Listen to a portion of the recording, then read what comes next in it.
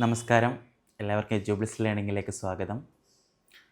നമ്മുടെ ഒരുപാട് വിദ്യാർത്ഥികൾ +2 പഠനമൊക്കെ കഴിഞ്ഞിട്ട് അവരുടെ ഉന്നത വിദ്യാഭ്യാസം പല രീതിയിലേക്ക് കൊണ്ടുപോകുന്നവരാണ്.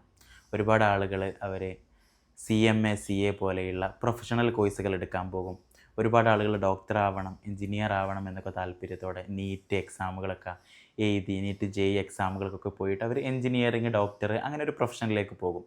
അങ്ങനെ പ്രൊഫഷണൽ കോഴ്സിന് പോകുന്ന ആളുകൾ ഒരു ഭാഗത്തുള്ളപ്പോൾ തന്നെ ഒരു ഭൂരിഭാഗം വിദ്യാർത്ഥികളും ഏതെങ്കിലും ഒരു ആർട്സ് വിഷയത്തിൽ ഡിഗ്രി എടുക്കണം എന്ന ഒരു ചിന്തയിലാണ് ഉണ്ടാവുക.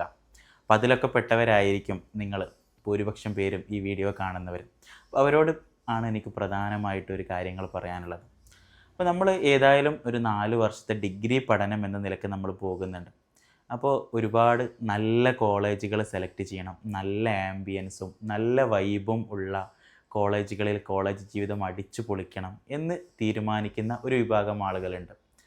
പക്ഷെങ്കിൽ ഇതിൽ നിന്നൊക്കെ വ്യത്യസ്തരായിട്ടുള്ള ഒരു വിഭാഗം ആളുകളുണ്ട്. അവരാണ് എനിക്ക് നല്ല ഡിഗ്രി വിദ്യാഭ്യാസം കിട്ടണം, ഞാൻ +2 ആർട്സ് വിഷയത്തിലാണ് പഠിച്ചത്, ഞാൻ ഇന്ന ആർട്സ് വിഷയത്തിൽ എനിക്ക് അതിൽ കൂടുതൽ പഠിക്കാൻ താല്പര്യമുണ്ട്, അതിൽ നിന്ന് ഏറ്റവും നല്ല അധ്യാപകരിൽ നിന്ന് എനിക്കതിൻ്റെ അറിവ് ലഭിക്കണം, അങ്ങനെയൊക്കെ ഇഷ്ടപ്പെട്ട് ആ വിഷയത്തെ നന്നായി ഇഷ്ടപ്പെട്ടിട്ട് അതിൻ്റെ നല്ല സാർമാരിൽ നിന്നും നല്ല പ്രൊഫസേഴ്സിൽ നിന്നും അതിൻ്റെ ക്ലാസ്സുകൾ കേൾക്കണമെന്ന് ആഗ്രഹിച്ചിട്ട് അതിൽ കൂടുതൽ പഠിക്കണമെന്ന് താല്പര്യമുള്ള ഒരുപാട് വിദ്യാർത്ഥികളുണ്ടാവും.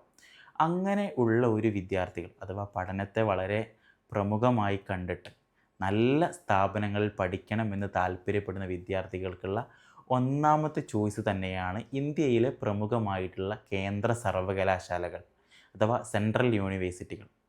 അവിടെ പഠിക്കുക എന്നുള്ളത് കൊണ്ട് നമുക്ക് വെറും ആ പഠന മികവ് എന്നുള്ളതുപരി നമ്മളൊരു വളരെ ബൗദ്ധികമായിട്ട് ചിന്തിക്കുന്ന, വളരെ രീതിയിൽ സംസാരിക്കാൻ അറിയുന്ന, ജനങ്ങളോട് ഇടപഴകാൻ അറിയുന്ന, നൂതനമായ വിഷയങ്ങളിൽ സംവദിക്കാൻ കഴിയുന്ന, ആരെങ്കിലും എന്തെങ്കിലുമൊക്കെ പറഞ്ഞാൽ പറഞ്ഞു കൊടുക്കാൻ കഴിയുന്ന ഒരു അറിവുള്ള ഒരു വിദ്യാർത്ഥിയായിട്ട് നമ്മൾ മാറുകയാണ് അവിടുത്തെ പഠനത്തിലൂടെ. അഥവാ ആ പഠന മികവ് അവർ നൽകുന്നത് തന്നെ അവിടുത്തെ ഒരു അക്കാദമിക അന്തരീക്ഷവും വിദ്യാർത്ഥികളുമായിട്ടുള്ള ഇടപെടലുകൾ കൂടെയാണ്. ഞാൻ ഉദാഹരണത്തിന് പറയുകയാണ്, PG പഠനം സെൻട്രൽ യൂണിവേഴ്സിറ്റിയിൽ പഠിക്കണം എന്ന ലക്ഷ്യത്തോടു കൂടി ഒരു സെൻട്രൽ യൂണിവേഴ്സിറ്റിയിലേക്ക് എത്തിയ ആളുകളിൽപ്പെട്ട ഒരാളാണ് ഞാൻ പോലും. ഞാൻ അവിടെ എത്തി, എനിക്ക് ഏറ്റവും നന്നായിട്ട് ഞാൻ പൊളിറ്റിക്കൽ സയൻസിൽ സെൻട്രൽ യൂണിവേഴ്സിറ്റി ഓഫ് കേരളയിൽ പഠിക്കാൻ പോയപ്പം എനിക്ക് അവിടെ ലഭിക്കാൻ കഴിഞ്ഞിട്ടുള്ള ഏറ്റവും വലിയൊരു എക്സ്പോഷർ എന്ന് പറയുന്നത് എൻ്റെ ക്ലാസ്സിലുള്ള 11 വിദ്യാർത്ഥികളും 11 സ്റ്റേറ്റ്സിൽ നിന്നവരായിരുന്നു. അഥവാ എൻ്റെ ക്ലാസ്സിലുള്ള മുഴുവൻ വിദ്യാർത്ഥികളും വ്യത്യസ്തമായിട്ടുള്ള സംസ്ഥാനങ്ങളിൽ നിന്ന് വന്നവരായിരുന്നു. എൻ്റെ ക്ലാസ്സിൽ ഡൽഹിയിലുള്ളവരുണ്ട്, ആന്ധ്രാപ്രദേശിലും തെലങ്കാനയിലും ത്രിപുരയിലും മിസോറാമിലും അതുപോലെ തന്നെ കർണാടകയിൽ നിന്നും തമിഴ്നാടും അങ്ങനെ വ്യത്യസ്തമായിട്ടുള്ള UP യിൽ നിന്നൊക്കെ വന്ന ഒരുപാട് വിദ്യാർത്ഥികളുണ്ട്. ഇങ്ങനെ വിവിധ കൾച്ചറുകളിൽ നിന്ന്, വിവിധ ഭാഷാ സംസ്കാരത്തിൽ നിന്ന് കടന്നു വന്നിട്ട് എല്ലാവരും ഒരു ക്ലാസ്സിലിരുന്ന് പഠിക്കുമ്പോൾ അവിടെ ഉണ്ടാകുന്ന ഒരു അന്തരീക്ഷം, നമ്മൾക്കിടയിൽ ഉണ്ടാകുന്ന ഒരു മിനി ഇന്ത്യയെ നമുക്ക് എന്താകും നമ്മുടെ ക്ലാസ്സുകളിൽ കാണാൻ സാധിക്കുന്നുള്ളതാണ്. ആ ക്ലാസ്സിലിരുന്ന് നമ്മൾ പഠിക്കുന്നു, നമ്മുടെ ആ വിഷയത്തിൽ ഏറ്റവും ഉന്നതരായിട്ടുള്ള പ്രൊഫസർമാരാണ് നമുക്ക് ക്ലാസ് എടുക്കാൻ വരിക. ഉദാഹരണത്തിന് പൊളിറ്റിക്കൽ സയൻസിലൊക്കെ പറയുമ്പം വളരെ നന്നായിട്ട് സംവാദകരമായിട്ടുള്ള ഒരുപാട് വിഷയങ്ങളുള്ളതാണ്. അപ്പോൾ ആ ക്ലാസ്സുകളൊക്കെ എടുക്കാൻ വരുന്നു, കോൺസ്റ്റിറ്റ്യൂഷനെ കുറിച്ചൊരു ക്ലാസ് എടുക്കുന്നു, അതിൽ നമ്മൾ വ്യത്യസ്ത ആശയങ്ങൾ തമ്മിൽ സംവദിക്കുകയാണ്. അപ്പോൾ നമ്മളൊരു വിഷയം പറയുന്നു, എനിക്കതിനൊരു ഓപ്പോസിറ്റ് വ്യൂ പോയിൻ്റ് ഉണ്ട്, അങ്ങനെ നമ്മൾ സംസാരിക്കുന്നു, അത് എതിർത്ത് സംസാരിക്കുന്നു. അങ്ങനെ ഒരു അക്കാദമിക് അന്തരീക്ഷമുള്ള ഒരു ക്ലാസ്സുകൾ നമ്മൾ ഇതേ പറ്റിയുള്ള വിഷയത്തിൽ ആ ക്ലാസ്സുകളിൽ സെമിനാറുകൾ അവതരിപ്പിക്കുന്നു, അതിൻ്റെ ഫലങ്ങളായിട്ടുള്ള ചർച്ചകളിൽ നമ്മൾ പോകുന്നു. അങ്ങനെ അങ്ങനത്തെ ഒരു രീതിയിലുള്ള ഒരു പഠന അന്തരീക്ഷമാണ് സെൻട്രൽ യൂണിവേഴ്സിറ്റിയിൽ പൊതുവെ പ്രൊവൈഡ് ചെയ്യുന്നത്. നമ്മുടെ കമ്മ്യൂണിക്കേഷൻ റെഡിയാകുമെന്നതിലുപരി നമുക്കൊരു നല്ല രീതിയിലുള്ള പഠനാന്തരീക്ഷം അവിടെ ലഭ്യമാകും. അതിനേക്കാൾ ഉപരി ഇപ്പം ഡൽഹിയിലുള്ള അലിഗഡ് മുസ്ലിം യൂണിവേഴ്സിറ്റി, ജാമിയ മില്ലിയ ഇസ്ലാമിയ, ജവഹർലാൽ നെഹ്റു യൂണിവേഴ്സിറ്റി, ഇവിടെയൊക്കെ വളരെ പൊളിറ്റിക്കലി വളരെ ഇൻവോൾവ്ഡ് ആയിട്ടുള്ള, അതായത് രാജ്യത്ത് എന്ത് പ്രശ്നങ്ങൾ നടക്കും അതിൽ വ്യത്യസ്തമായിട്ടുള്ള ഒപ്പീനിയൻസുകളുള്ള, അതിൽ നിശ്ചിതമായിട്ടുള്ള ഒപ്പീനിയൻസുള്ള വിദ്യാർത്ഥികളും വിദ്യാർത്ഥി പ്രസ്ഥാനങ്ങളും ഒക്കെ അരങ്ങുകൂടുന്ന ഒരു സംവിധാനമാണ് അവിടെ. അപ്പോൾ നമ്മൾ അവിടേക്ക് ചേരുന്നതോടുകൂടെ നമ്മളൊരു ആത്യന്തികമായിട്ട് ഏറ്റവും നല്ലൊരു പൗരനായിട്ട് മാറുന്ന പ്രക്രിയയായിട്ട് നമ്മുടെ ആ വിദ്യാഭ്യാസം മാറ്റുന്നുണ്ട്.